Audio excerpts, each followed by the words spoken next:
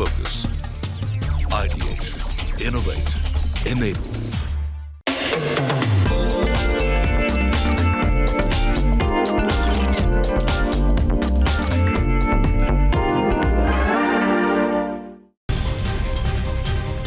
Today's business leaders are investing time and resources in technologies that allow for data search from multiple sources to increase productivity, reduce cybersecurity risks, and save money.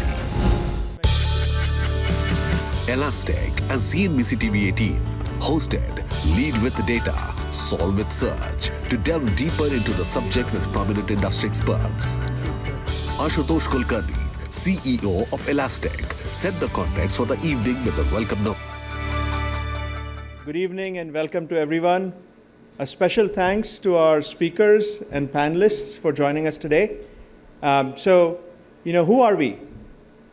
Elastic is probably best known as the company that is responsible for the ELK stack, as we are commonly known. Elasticsearch, Logstash, Kibana, one of the world's most prevalent data analytics platform for unstructured, semi-structured data. Machine data, data in documents that is inherently very difficult to analyze, but also some of the most important and insightful information that powers businesses, that powers citizen services throughout the world. So today the topic is all about leading with data, and we are really privileged to have some amazing speakers lean into it and talk about what India is doing when it comes to data. And for me, what I always learn from these things is how can we as an organization be a better partner to all of you as you try and accomplish everything that our citizens need from you. So thank you again and welcome.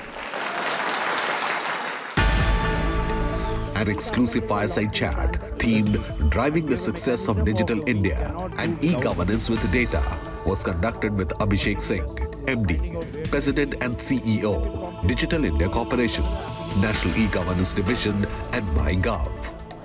Thank you to all of you for joining us this evening in what we really have the privilege of having Abhishek Singh with us. Thank you so much for joining us. And Abhishek, let me just cut to the chase since we are talking about data and the use of data. And you've been helming the Digital India Corporation and really the government's Digital India mission. Given the journey that has been undertaken so far, how would you assess your successes and what are the challenges still that you're facing? We all are familiar with what Digital India has been doing in our country, and if you look at the Digital India's motto, it says power to empower. So what Digital India seeks to do is that truly it leverages technology to bridge the distance between government and citizens, ensures better delivery of services to citizens, and to also to reach the objective of making the basic needs of citizens met.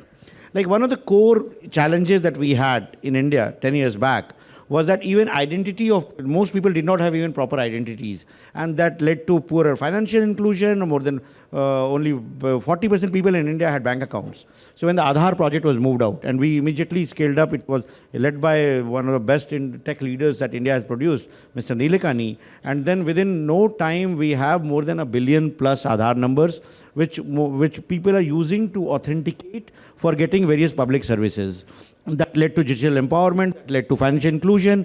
Today, almost 90% Indians have got access to bank accounts, and along with that comes credit, along with that comes insurance, and ensures that people are able to move up the economic ladder. A huge round of applause because we have achieved, some memorable milestones which perhaps has not been seen anywhere in the world, sir. So clearly that's kudos to you and the team and everybody at the government level. Having said that, we are here today to talk about data and of course also public services.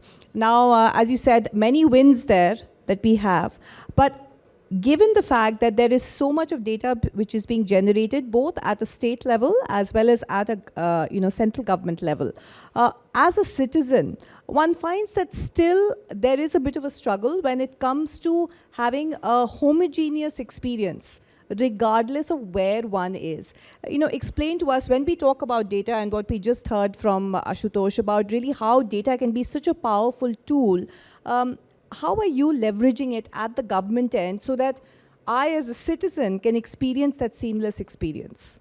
See, data plays multiple roles. One, of course, it will play in ensuring that the citizen has a better experience of dealing with the government. But more importantly, the kind of data that is being generated through various e-services is proving to be a great decision support tool with regard to deciding on what the government should be doing. The analysis of data gives us policy inputs. Again, going back to the COVID example, like when we launched the Arogya Setu app, which was able to give us the probability of occurrence of COVID in a particular locality at a very micro level, we were able to predict hotspots 10 days ahead of what it would actually happen. So that really enabled the local administration, the health authorities to take proactive measures to correct that. So data played a big role there. When it comes to citizens, what the citizen ultimately desires, no citizen wants to queue up into outside public offices and access services, asking for multiple services at multiple government offices. So once the data with regard to any citizen, say for example date of birth or address, is available with one government entity, if we are able to create a data framework in which this data is shared with the consent of the citizen with the other government entity, and that department offers a service proactively to the citizen without he applying for it, that results in a benefit. Thank you so much. And just a final question in terms of your vision over the next 5 years, what can we expect? For instance, if I need to update my address on Aadhaar, can I just do it sitting at home perhaps 5 years from now? That's already live. You can update your address on Aadhaar. That's a service. It's still a bit of a challenge. It's made simpler, and we are also building in a functionality therein that when you update your address on Aadhaar, it will give you a prompt that do you also want to update your address on your driving license or your address on your utility bills or your income tax records or your credit card records, bank records. Because what happens is that very often whenever you shift houses, in order to update your addresses in various databases, you need to go and do your KYC at every such institution. So when all these databases are seeded with Aadhaar, and if Aadhaar has the address updated, then it should be me. I should be able to give my consent that yes, I want to update.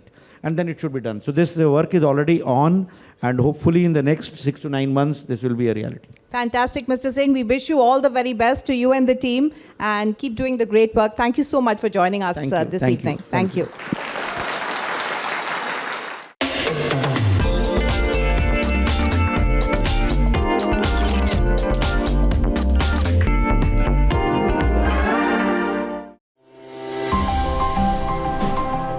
To delve deeper into the core theme of the event, industry experts came together for a power-packed panel discussion titled The Future of Unstructured Data, Breaking Down Data Silos in the Cloud. Thank you to all our panelists as well for joining us this evening for this discussion. We just heard from Mr. Singh about all the initiatives which are being undertaken. Now we want to slice and dice it a little further and understand from each of our stakeholders today who are joining us in terms of what are the advancements, what are the challenges that they are facing in their own respective areas of expertise. So let me introduce our panelists to you. We have Amit Sharma on my right, who's Director and Advisor Cyber at Ministry of Defence, Government of India. Next, we have Golok Kumar Simli, who's Principal Advisor and CTO at the Passport Seva Program, Ministry of External Affairs. Pavan Kumar, who's the CGM and HOD Digital Education Services at Edsels. Bala Subramaniam Gautaman, who's Director of Business Development and Government Affairs at India Urban Data Exchange. And we have Ashutosh Kulkarni, who's the CEO of Elastic. Thank you so much for joining us this evening. Right. Now, we all know that this particular government has really been moving at breakneck speed when it comes to implementing the government's Digital India footprint. But let me first start with you, Amit. You've been with the defense sector as an advisor for the last 2 decades or so. Where do you think we stand at this point in time when it comes to really using technology and using data today to bring in insights, as well as some of the challenges that you think you are facing particular to your industry? I'll ensure that one part is I'll stick to the defense sector itself.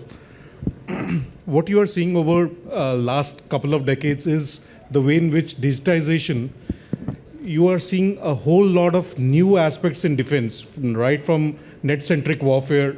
You are looking into aspects such as, unmanned, lethal autonomous systems. In fact, right now, as we speak, there is already a UN process that's going on. It's a UNGGE process on lethal autonomous weapon systems that's going on. So what you are seeing in defense right now is that data is becoming one of the primality, and not just from the functionality part of it, but primarily to look at how exactly this can be leveraged in terms of the current warfare aspects. And that's fundamentally changing the way in which wars are fought. Interesting, because we thought wars were fought on the ground, and of course defending our borders also happen on the ground, but you're saying that machine learning has actually come into that domain and you're using it effectively, and we definitely need to know more about that. Now let's turn to passports. And Mr. Simli, you've been with the Passport Seva Kendra as the Chief Technology Officer. In fact, you've been part of this mission for quite some time. It's definitely become easier for us to apply for a passport, and the time taken has also come down. But explain to us the internal workings in terms of how you're using data effectively to really create a digital footprint for me as a citizen and make my experience easier and more online, so that I don't have to go to the PSK as often. Let me start with saying that how do you see data at large? What are the key driving factors, when you talk about data at large, and where do we need to focus? There are, to my mind, there are many, but there are 4 key factors which you all know, whether you are from media, Ashutosh ji from, let's say, industry, we are from government. And the first and foremost factor is the demand and democratization, I always say.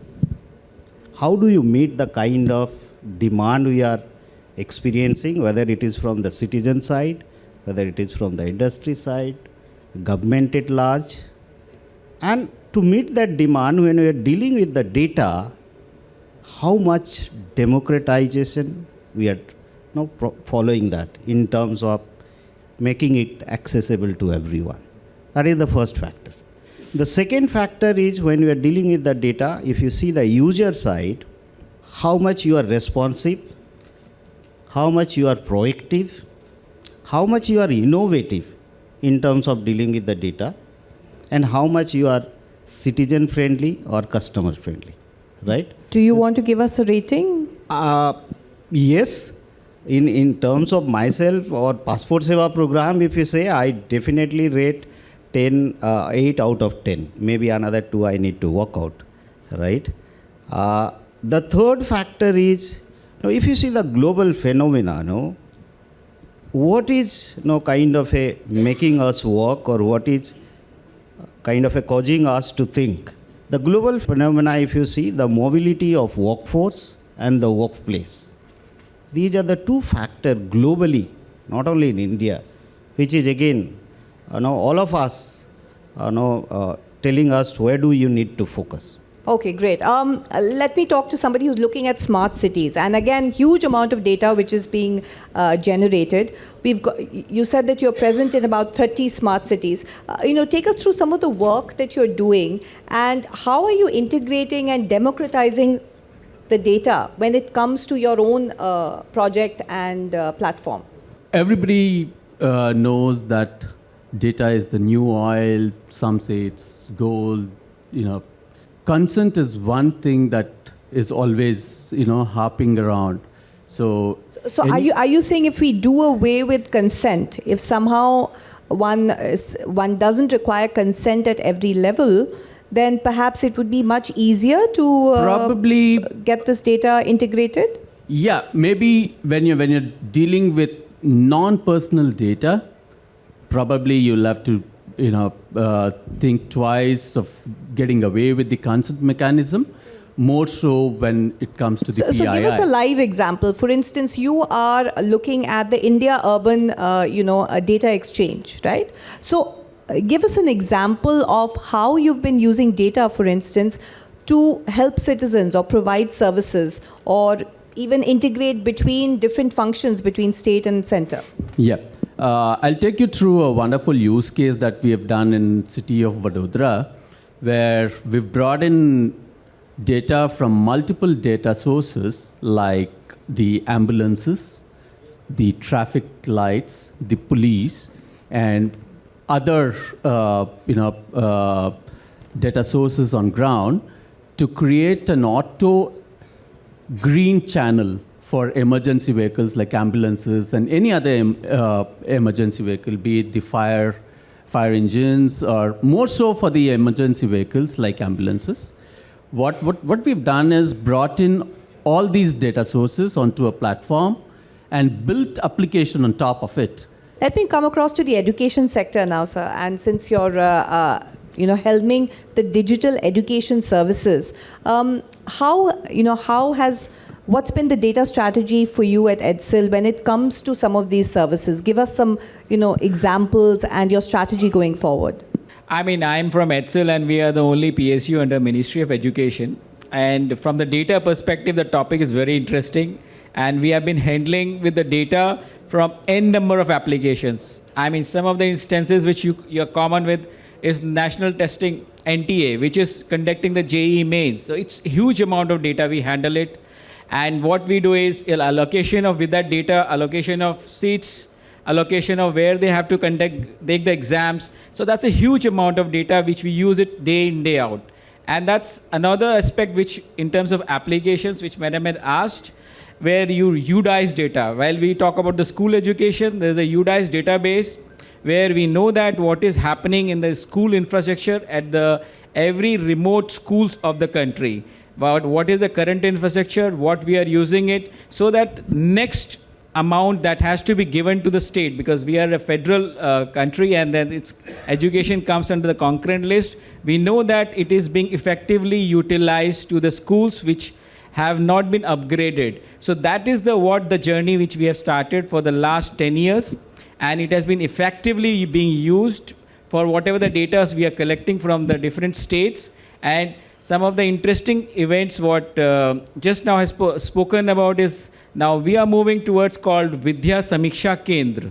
I mean, one of the successful implementation which has been done in Gujarat, where we know that what is the current enrollment in each government schools, how to improve that, decision-making points, and what is the today's attendance. So what we are talking about is real-time, we are near real-time data points. That's what we are talking about in this Vidya Samiksha Kendra, and that's the way we will be paying the pathway to various applications, and so it becomes a direct benefit to the end user, direct benefit to the students, whether when the books has to be distributed from the government perspective, it reaches to the right student at the right time. These are the data points which we are trying to use in various applications. Fantastic. So some real life scenarios, and Ashutosh, it must be very exciting to somebody like you, who you began in India and now are in the US. And here it is at Elastic, where you're helping companies and governments, the kind of data which is being generated. And clearly each one of them represent different aspects of the data being generated.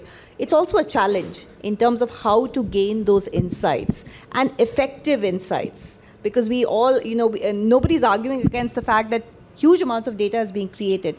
So how do governments, for instance, really effectively utilize these reams and reams of data that are being created on a daily basis? So just to begin with, I think I would be remiss if I didn't say that I am just amazed and so proud of the fact that India has done something with data in terms of citizen services that most countries are only dreaming of doing.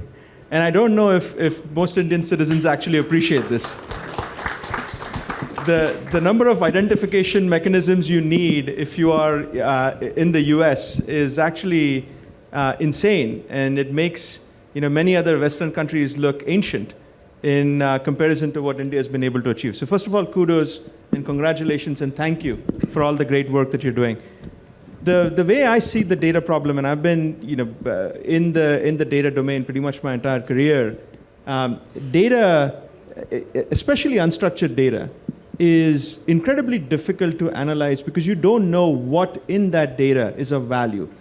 And this is true if you're analyzing documents to understand who is deserving of getting some particular service or not.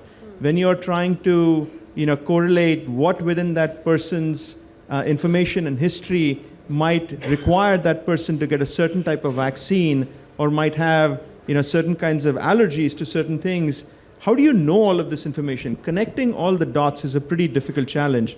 And consumerization has meant that citizens expect the same kind of usability from their governments as they get from Their apps. their apps, exactly. So it's raised the bar. It has really raised the challenge for everyone.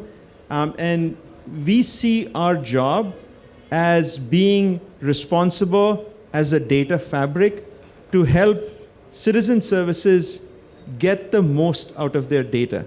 Okay, so a lot of learnings, a lot of fantastic examples. I mean, this conversation can go on. It's fascinating to know about the insights, but the proof of the pudding ultimately lies in all of us using their services, and we continue to hope that we can reap these rewards while maintaining our own privacy aspect and maintaining that our data is indeed secure. And it's heartening to know that the government is also keeping those priorities in mind. Ashutosh, thank you for giving us a global perspective and also connecting it on the ground in terms of how the data can actually be used. Thank you so much, gentlemen, for joining us today, and thank you to our audience for listening in.